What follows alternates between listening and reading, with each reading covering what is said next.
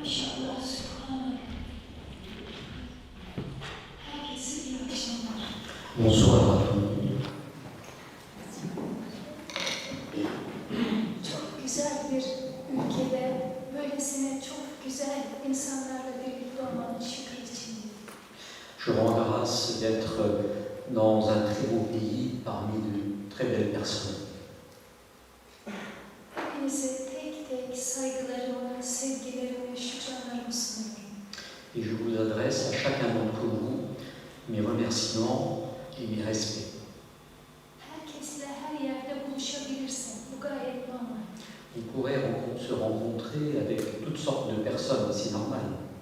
Ama cennet bahçesinde buluşmak bir ayrıcalık.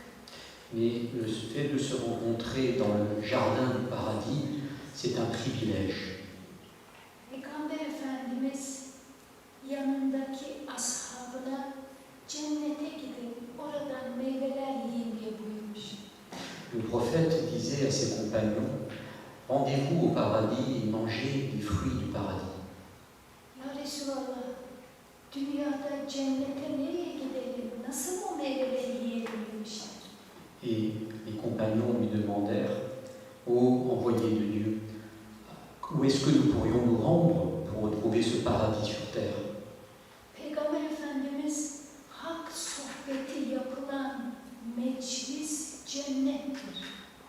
Et le prophète répondit, là où il y a un entretien spirituel sur Dieu, c'est là le paradis. Oradaki sözler, sohbetler de cennet meyvesi gibidir. Et les paroles qui y sont prononcées sont des fruits paradisiaques.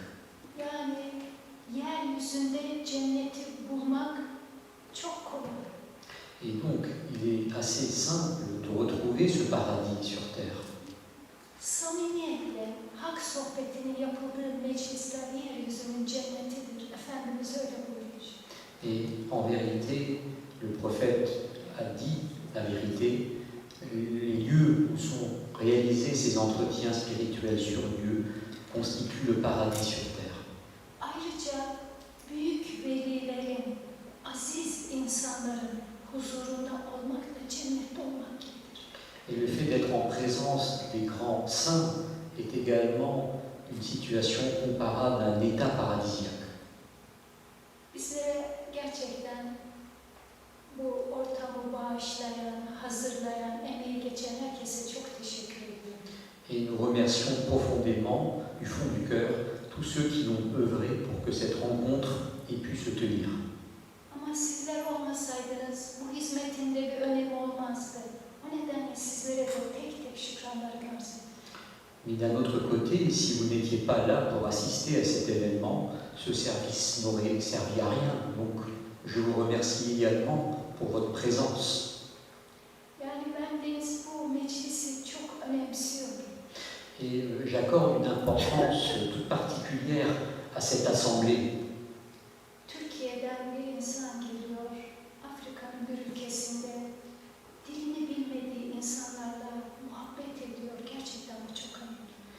Et je trouve qu'il est particulièrement important qu'une personne vienne de Turquie, dans un pays d'Afrique, là où elle ne maîtrise pas la langue, et puis qu'il y ait une assemblée qui vienne l'écouter. Bu kulun istemesiyle olmaz. Cela ne peut pas être simplement le fruit d'une volonté d'un serviteur. Bunu Allah'ın istemesi lazım. Il faut qu'il y ait une volonté divine. Çok şükür ki istemiş. Et je rends grâce à lui qu'il ait voulu cet événement.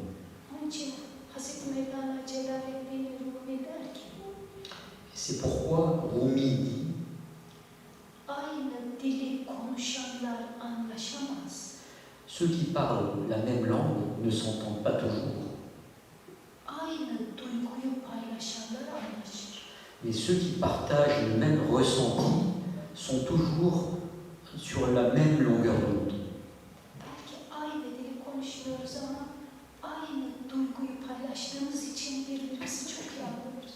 Peut-être que nous ne parlons pas la même langue, mais le fait que nous partageons, nous ayons en commun ces ressentis, nous fait nous comprendre nous-mêmes.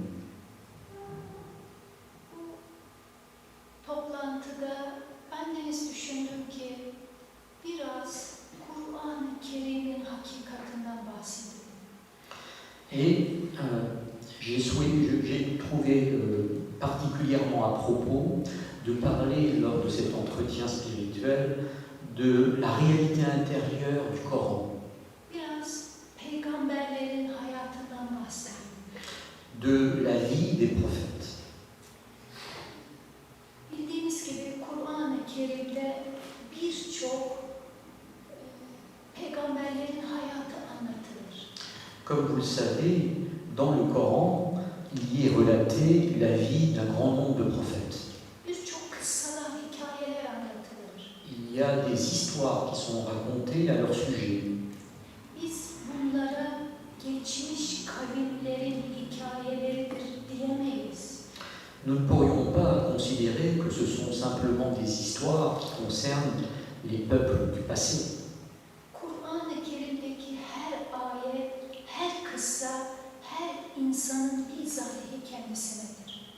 Car chaque verset et chaque histoire qui est racontée dans le Coran s'adresse à chaque être humain aujourd'hui. Onun için Büyük Veli Sühreverdi Hazretleri C'est pourquoi le grand saint Suhraverdi der ki her insan Kur'an'ı bizatihi kendi şahsına inmiş gibi okumalı.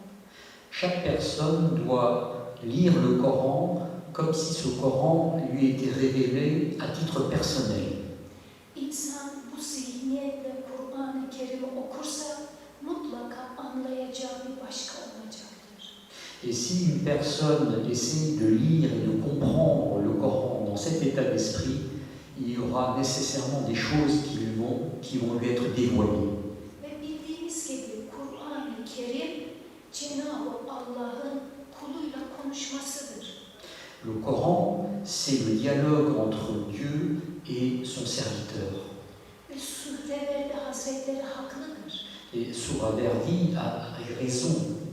O nedenle her insan bütün ayetleri kendi şahsına inmiş gibi okumalı, o düşünceyle. Et donc nous devons nous évertuer à lire le Coran, chaque verset du Coran, comme si ce verset nous était révélé à nous. Peygamber Efendimiz insan ve Kur'an ikiz kardeştirler der. Le prophète nous dit le Coran et l'être humain sont des frères jumeaux. İkiz kardeş. Frères jumeaux. Çünkü Kur'an tümüyle insanı anlatır. Car le Coran raconte l'homme à l'homme. Bir gün Ayşe annemize sormuşlar. Et un jour, on demanda à Aïcha, Peygamberin ahlakından biraz bize anlatır mısın? est-ce que tu peux nous parler un petit peu du caractère du prophète? Ayşe annemiz sen hiç Kur'an okumuyor musun demiş. Et Aïcha répondit, mais est-ce que tu ne lis jamais le Coran? Yani Peygamber Efendimiz'in ahlakı tümüyle Kur'an ahlakı. Le caractère du prophète, c'est entièrement le caractère du Coran. Peygamber Efendimiz'in karakteri nedir? Et quel est ce caractère de notre prophète? Ben bu dünyaya güzel ahlakı tamamlamak için gönderildim. J'ai été envoyé en ce monde pour parachever le noble caractère de l'homme. Yani tümüyle güzel ahlak. Entièrement le noble caractère. Muhyiddin İbn Arabi ve Hazreti Mevlana Celaleddin Rumi her ikisi de aynen şöyle söylerler. Rumi ainsi que Ibn Arabi disent tous deux la chose suivante. Kur'an-ı Kerim'deki ayetleri, kıssaları kendi beden evinde bulamadıktan sonra Tant que tu n'as pas réussi à trouver les versets coraniques dans la maison de ton corps, Kur'an-ı Kerim'deki o peygamber hikayelerini, o Kur'an ayetlerini ezbere bilsen ne olur, bilmezsen ne olur. à quoi peut-il bien servir que tu connaisses par cœur les versets coraniques? Demek ki Kur'an-ı Kerim'deki bütün ayetleri, kıssaları kendi beden evimizde bulmamız gerekiyor. Il importe donc que nous devons retrouver en nous-mêmes ces versets coraniques. İşte sohbetlerimiz bunun üzerine olacak inşallah. Et donc notre entretien spirituel va graviter autour de ce thème. Peygamber Efendimiz kutsi bir hadis-i şerifte şöyle buyurur. Le prophète nous dit dans un hadith Qudsi, Kur'an-ı Kerim'in bir dış, zahiri, görünen, bilinen boyutu var. le Coran a une dimension apparente. Bir de görünmeyen batini boyutu var. Et puis il y a une dimension invisible qui est cachée. Batınından da batınının 7 boyutu var. Et à l'intérieur de ce sens caché, il y a encore 7 autres dimensions qui s'emboîtent. Demek ki Kur'an-ı Kerim'i akıl sahipleri 7 boyutuyla anlayabilir. Et donc les êtres qui sont doués de cette intelligence sont en mesure de comprendre ces 7 sens cachés des versets coraniques. Ve Hz. Mevlana Celaleddin Rumi bu hadisi şerifi Mesnevi Şerif'e almış. Et le Rumi a intégré ce hadith Qudsi dans le Mesnevi Ve şöyle bir açıklama yapmış. et fait ce commentaire. Nasıl ki insanın bir dış görünen tarafı vardır De même qu'un être humain a une partie apparente, ama bir de görünmeyen tarafı vardır. mais il a également une dimension qui est cachée. İnsanı insan yapan, onu ayakta diri ve canlı tutan görünmeyen tarafı. Et ce qui fait que l'être humain est en vie et peut subsister en vie, c'est cette dimension invisible cachée en lui. Bir insana bakıp görebiliriz. On peut regarder une personne et voir, Onun çok güzel tarifini yapabiliriz. on peut le décrire, Ama ruhunu göremeyiz. mais on sera incapable de percevoir son esprit. Halbuki bir insanı diri ve canlı tutan, hay sırrıyla yaşatan onun ruhudur. Alors pourtant que c'est bien cet esprit qui le fait vivre, tenir dans cette existence avec le secret du nom Hayy. Ruh bedenden ayrılınca insan ölür. Et lorsque l'esprit quitte le corps humain, l'être humain meurt. İşte Kur'an-ı Kerim'de bunun gibidir. Il en est de même dans le Coran. Bir dış görünen bildiğimiz tarafı vardır. Il y a une partie visible, apparente, Bir de tıpkı insanın ruhu gibi Kur'an-ı Kerim'de bir ruhu vardır. et il y a également un esprit comme pour un être humain, Gözle görülmeyen tarafı. qui est invisible à l'œil nu, Ancak gönülle hissedilecek tarafı. mais qu'on peut simplement ressentir avec le cœur. Ve şöyle der Hazreti Mevlana, şeytan Adem'in dış görünüşüne göre baktı, yargıladı. Et Rumi dit également, Satan a jugé Adam simplement en se basant sur son apparence extérieure. Onun hakikatını göremedi, insanın hakikatını göremedi. Il n'a pas été en mesure de percevoir sa réalité intérieure. Göremediği için de kendini daha üstün gördü. Et c'est la raison pour laquelle il s'est jugé supérieur à lui. O toprak ben ateşim dedi. Il a dit qu'il était fait de feu alors qu'Adam était de terre, Çünkü ondaki o ilahi nuru göremedi. car il n'a pas perçu la lumière divine qui habitait Adam. İşte diyor Rumi, Kur'an da bunun gibidir. Ondaki ilahi nuru, hakikati göremezsen şekilde surette kalırsın, taklidde kalırsın. Et Rumi nous dit, fait la comparaison avec le Coran en disant que si nous ne percevons pas cet esprit qui habite le Coran, eh bien nous en restons simplement dans la forme et dans l'imitation du Coran. Ve şöyle bir beyit vardır Mesnevi Şerif'te. Et il y a un distique dans le Mesnevi Puta tapmak nedir? Qu'est-ce que l'idolâtrie? Ve cevabını kendisi verir. Et il nous donne la réponse. Herhangi bir şeyin veya insanın dış görünüşüne bakar, öyle yargılarsan puta tapıyorsun demektir. Quelle que soit la chose ou une personne, si tu te fondes simplement sur l'apparence extérieure de cette personne pour former un jugement, tu seras alors un idolâtre.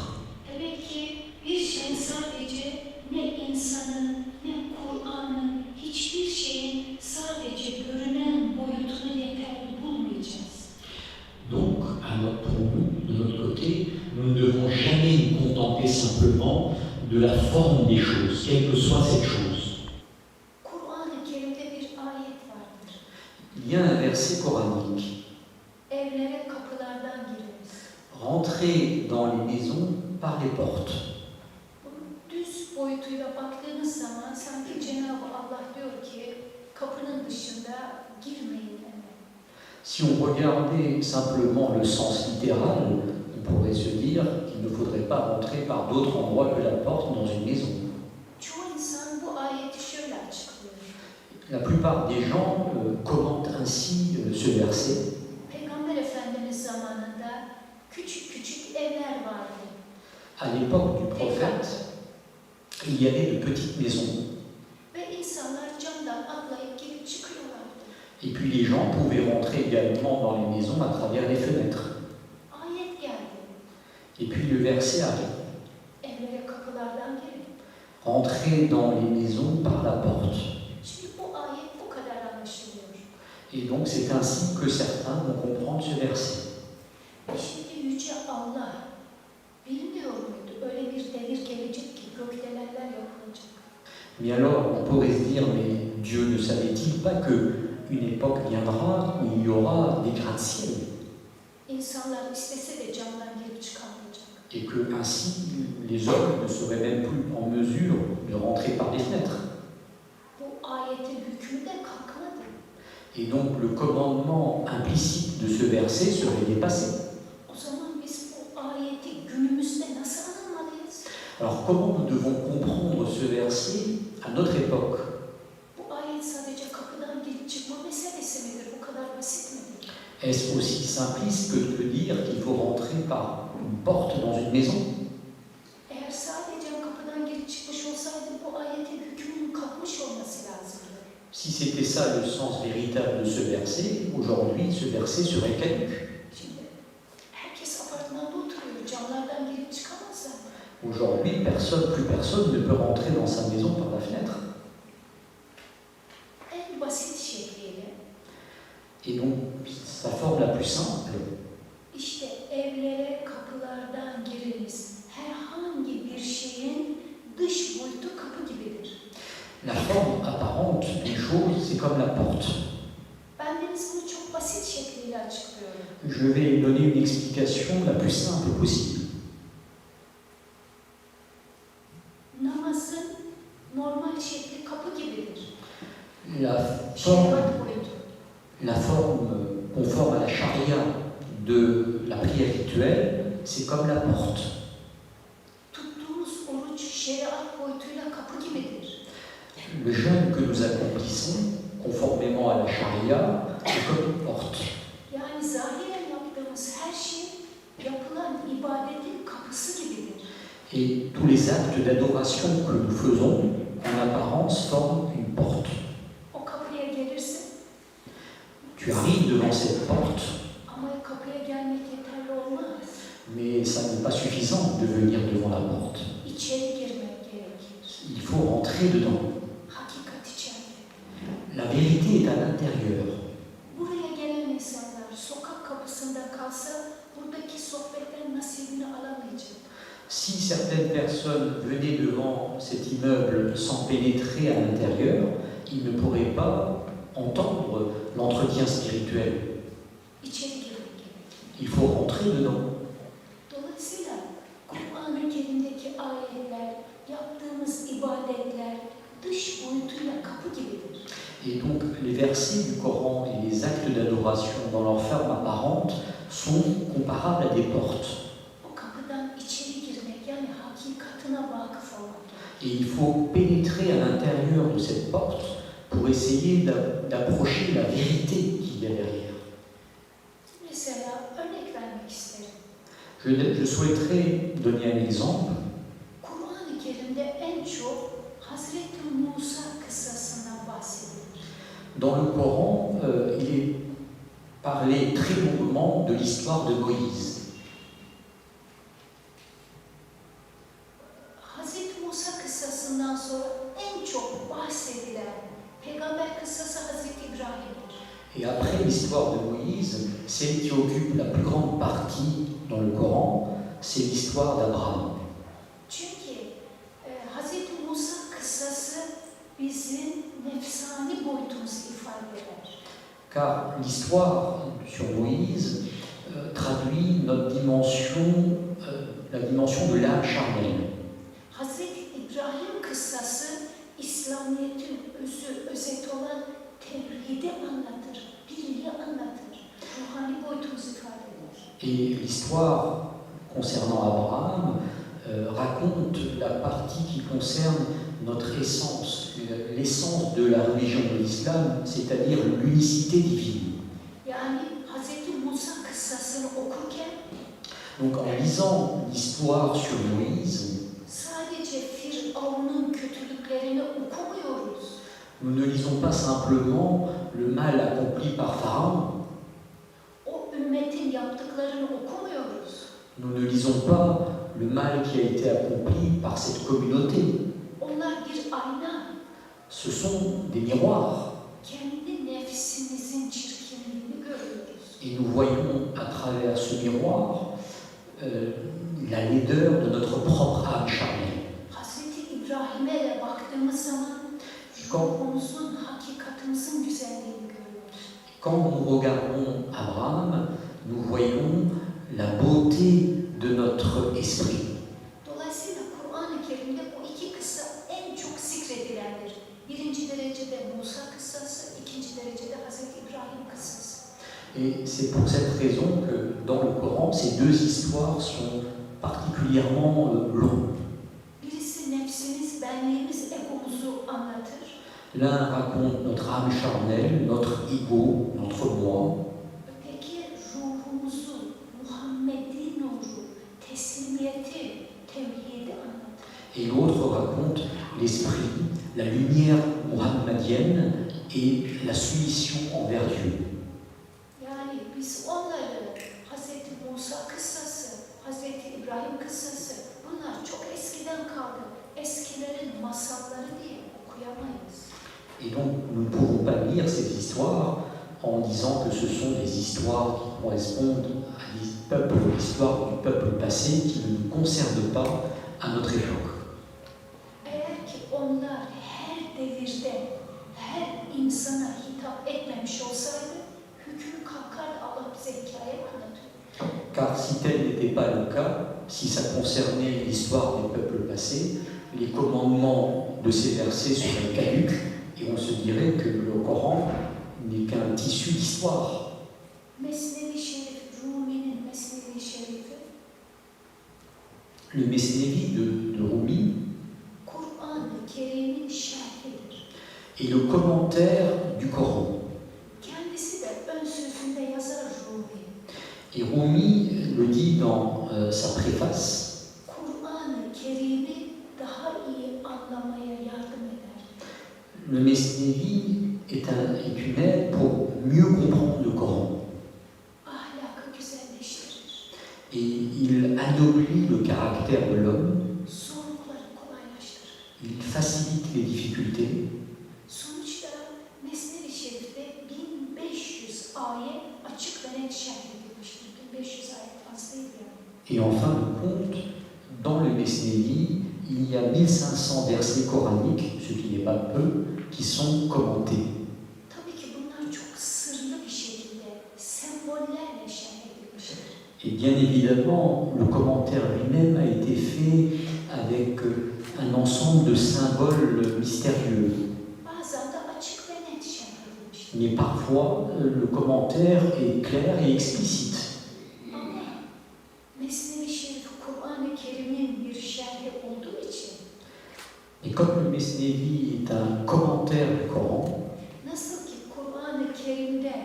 Hazreti Musa kıssası çok geçiyor. De même que dans le Coran, l'histoire de Moïse est longuement traitée, Mesnevi Şerif'te de Musa kıssası çok sık geçer. dans le Mesnévi, il en est de même. Hazreti Mevlana da bize aslında Hazreti Musa'yı anlatmaz. Mevlana ne nous raconte pas non plus Moïse et des histoires sur Moïse. Ve şöyle der, Et il nous dit, bana diyorlar ki neden bu kadar Hazreti Musa'dan, Firavun'dan bahsediyorsun? on me demande pourquoi je parle tant de Moïse et de Pharaon. Günümüzde Musa mı var, Firavun mu var? Y a-t-il à notre époque Moïse et Pharaon? Bize azıcık başka şeyler anlat. Parle-nous d'autres sujets. Bunlar Mesnevi Şerif'in 1. cildinde geçer. Tout cela apparaît dans le livre premier du Mesnévi. Ve Hazreti Mevlana cevap verir. Et Rumi répond, Dünyada bir kişi de kalsa, même s'il ne restait plus qu'une seule personne sur terre, Musa da vardır, Firavun da vardır. il y a encore un Moïse et un Pharaon. Bir kişi de varsa, Même si une personne subsiste, bu dünyada ne Musa biter ne Firavun biter. il y aura toujours un Moïse et un Pharaon. Ve Muhyiddin İbni Arabi ve Mevlana Celaleddin Rumi her ikisi de bu cümleye şöyle bir açıklık getirmişlerdir. Et Ibn Arabi ainsi que Rumi commentent ainsi cette parole. Malum Musa Firavun kıssası Mısır'da geçer. Nous savons que cette histoire sur Moïse se déroule en Égypte. Bu fani bedenimiz Mısır ülkesi. Et notre corps éphémère, c'est la contrée de l'Égypte, Topraktan yaratılan beden. créée de terre.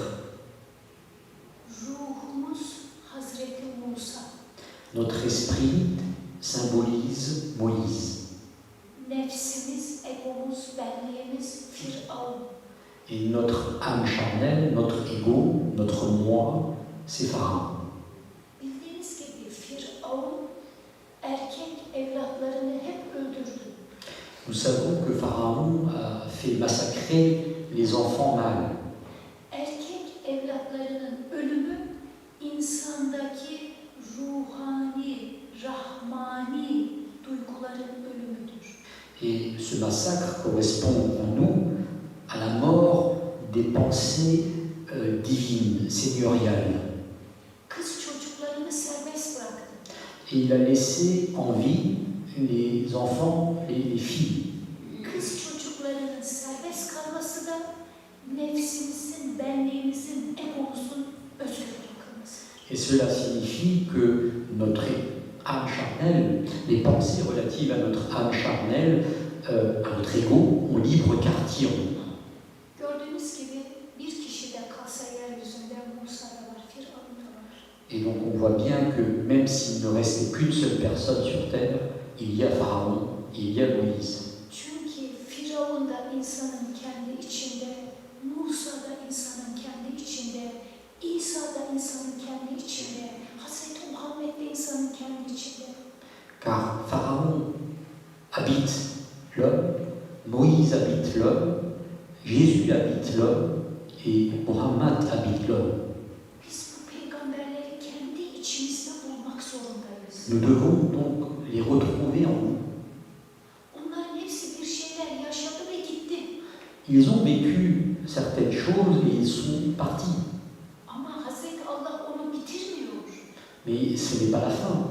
İnceden inceye bütün peygamberlerin hayatını Kur'an-ı Kerim'de anlatıyor. Ces histoires relatives aux prophètes sont racontées dans le Coran avec force détail, Çünkü bize anlatıyor. car ils nous racontent nous-mêmes à nous-mêmes. Bütün o müşrikler de bizim içimizde. Ces polythéistes qui sont décrits sont également en nous. O salih peygamberler de bizim içimizde. Et ces prophètes authentiques sont également en nous. Dolayısıyla Kur'an-ı Kerim'de Musa ve Firavun kıssasını okurken bir kendi içimizdeki Firavun'umuzu da düşünmek zorundayız. Et donc, quand nous lisons cette histoire coranique sur Moïse et Pharaon, nous devons avoir à l'esprit ce Pharaon qui nous habite dans notre monde intérieur. Biz Kur'an-ı Kerim'de kendi içimizde güncelleyemezsek hiç faydalanamayız Kur'an'dan. Car en vérité, si nous n'arrivons pas à actualiser ces versets en nous, nous ne tirerons aucun profit des versets coraniques. Mutlaka Kur'an-ı Kerim'i kendi içimizde günümüze uygun bir şekilde güncellememiz gerekir. Et il faut donc que nous soyons en mesure de faire cette actualisation des versets coraniques conformément à l'époque dans laquelle nous vivons. Yoksa binlerce yıl önce yaşamış insanlar bize ne faydası var? Sans quoi ce seraient des histoires du passé vécues il y a des siècles. Hazreti Musa kıssasını örnek olsun diye arz ettik. Et j'ai parlé de cette histoire de Moïse pour que ça constitue un exemple. İnşallah yarın diğer peygamberlerden de bahsedeceğiz. Je vais également parler, à partir de demain, des histoires des autres prophètes.